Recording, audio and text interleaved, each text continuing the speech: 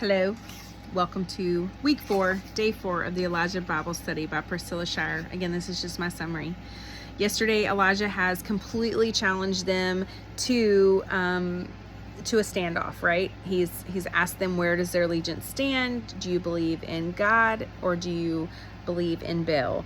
And he calls them out on it, and he is ready for a showdown, y'all. So today is called You First, where we're going to find out Elijah has some serious confidence, right? Where does his trust come from? So it's titled You First, and her scripture is Proverbs 29:23. A person's pride will humble him, but an humble spirit will gain honor. She just talking about how she really admires certain people's confidence, right? Even the people on the really, really bad day when everything's going wrong, and they're still joyous, and they're still smiling, and they're giving all the credit to God for all of the horrible things. Not credit to him for the horrible things, but still praising him in the midst of these horrible things. And this confidence, y'all, comes from their relationship, from their trust in the one true King. And so she said she's always admired people that can stand strong in that and remain faithful and remain positive, right? But this is much like Elijah, right? He literally knows he's on the winning side of Yahweh, and so he's super excited, he's pumped, he's courageous. He walks in there and it's like this huge mic drop situation. He's like, listen, I already kind of know that I win, and stinks to be y'all, but okay, let's do this just because y'all need it, right? So he doesn't feel like he has to vie for their attention. He doesn't feel like he's not scared, nothing. He's literally thankful, and he's trusting God has his back, and he's ready for the battle. So the scripture focus is 1 Kings 18:23 through 25. And as I read it, pay attention to all the things he allows them to do first, okay? So let 2 bulls be given to us. They are to choose 1 bull for themselves, cut it into pieces and place it on the wood, but not light the fire. And I will prepare the other bull and place it on the wood, but not light the fire. And then you call on the name of your God, and I'll call on the name of the Lord. The God who answers with fire, he is God. And all the people answered, that's fine.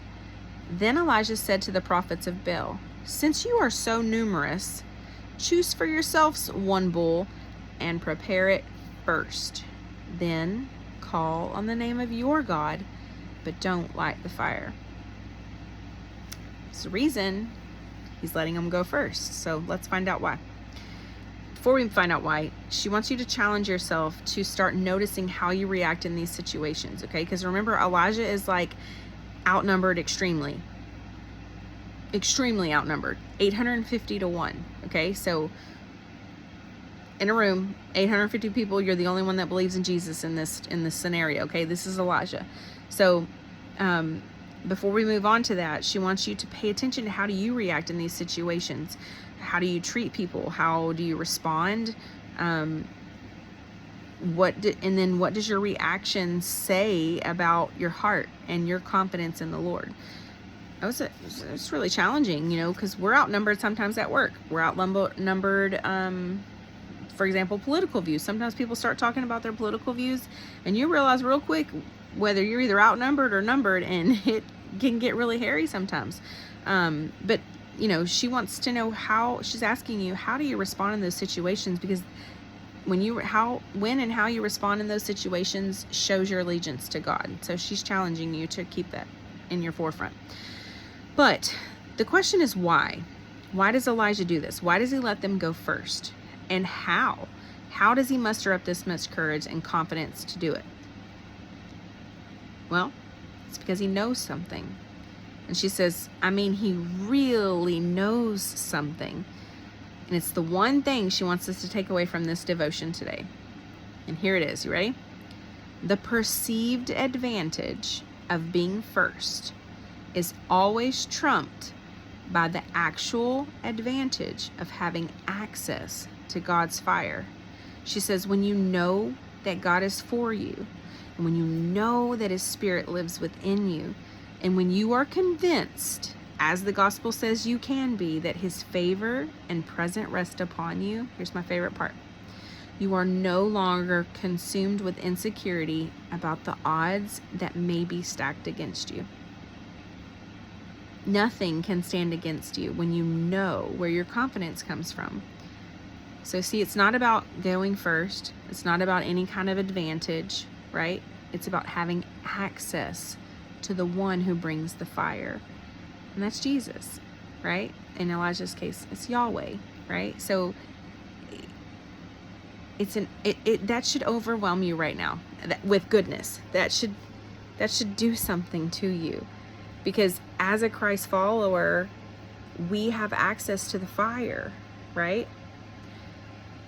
The advantages in life don't matter if you don't have access to the fire. It's very important. So the next question she asks you is, do you believe that your God is the one true God or not? Something you have to decide, and you have to start standing strong in your allegiance, and everything that you do should reflect that. Elijah knows. He knows without a shadow of a doubt where his allegiance stands, and he knows that the fire is going to fall. He knows it 100%, and he is so confident in that. He says to them simply, you take it first, but I'm going to take the fire. And that just excites me, because that is so true, y'all. We don't have to worry about things. Our confidence can truly come from God. So she gives the example about David and Goliath, right? Goliath had everything he needed to prepare. He was already trained for battle. That's what he did. He had his spear, his shield. He had everything he needed to completely wipe out David, right? But what David has is better. He has access to the fire, right? He has so much confidence in God. David only brings a slingshot. He's not prepared. He's never been trained. And all he has is confidence from God. He knows that the God that he serves will be faithful and true and protect and help. And so he walks in there with his little slingshot. And well, you know the rest of the story. David wins.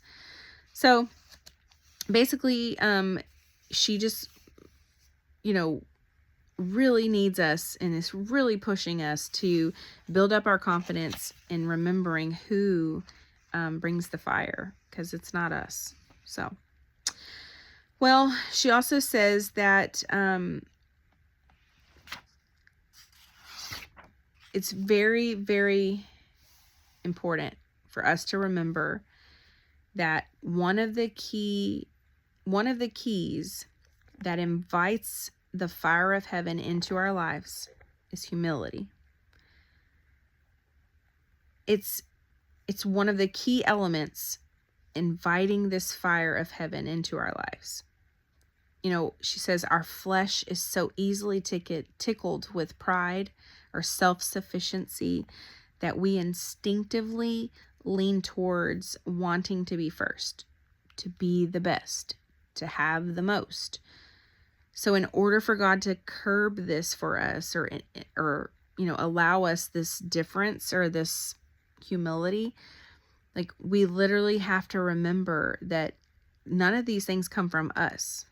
They come from the fire. They come from having access to the fire. That old saying, pride goeth before the fall, right?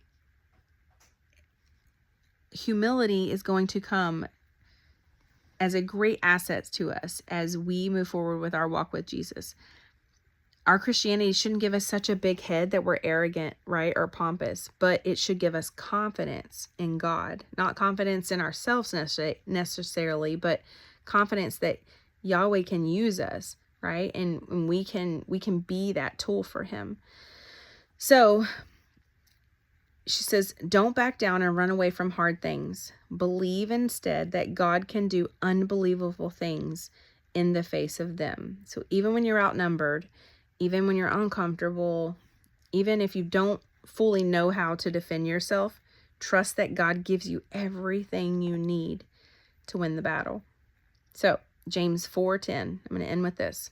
Humble yourselves in the presence of the Lord, and he will exalt you.